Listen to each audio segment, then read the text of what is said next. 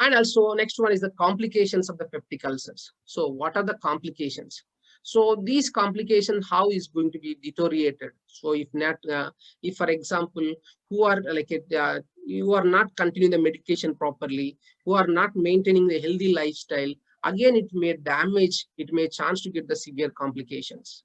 So if they're not taking medication properly, so such as for the H. pylori, and also if they're not stopping the anti-inflammatory drugs, non-steroidal anti-inflammatory drugs such as NSAIDs, so they may chance to get the other complications. So it's going to get the perforations. So that means perforations means a hole. That means like a severe damage in the mucosa of the intestines. So may chance to get the hole develops in the lining of the stomach. So it may chance to get the hole development, or maybe small intestine causes the infections. So is going to get the perforations. That means hole they may chance to develop. So because of this hole also, it increasing the infection chances. So a signs of the perforated ulcer is sudden and severe abdominal pain.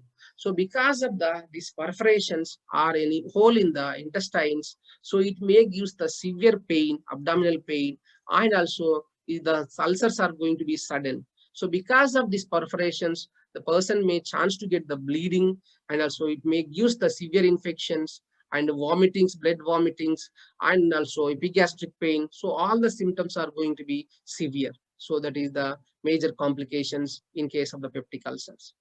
And also internal bleeding. So just now we discussed because of the perforations. So because of the hole in the mucosa, again it may chance to get the bleeding inside in the walls of the stomach.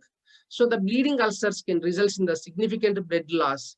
So it requires the hospitalizations. So this we may chance to get the infections and also bleeding. So it may chance to get the sepsis. So those people needs the hospitalization immediately. So because of this bleeding ulcers is including the lightheadedness, dizziness, and also black stools. So who are having the internal bleeding, so may chance to get the is a melena. So that means that is the sticky and black color bleed inside the stools. So may chance to get. So who are having this bleeding, so those people may chance to get the lightheadedness and also dizziness. So these complications, if you in the physical examination, if you identify, so we can suspect those people having the internal bleeding. And so next one is the scar tissue. The another complication is the scar tissue. So this is the scar tissue because of the development after the injury. So this makes so difficult for the food pass through the digestive tract. So the signs of the scar tissue is including the vomiting and also weight loss. So who are having these ulcerations, so and also who are taking some medications for the ulcerations, it may heal, but if they get these ulcers, may chance to get the tissue become like a very hard. So is going to get the scar formations. So because of the scar formations or hardness in the walls of the stomach, so it may leads to the decreasing the passage of the food through the digestive tract. So unable to pass the food from the one place to another place. So because of the scar tissue formations, so decreasing the peristalsis movement. The peristalsis movements means the food passes from the one place to the another place.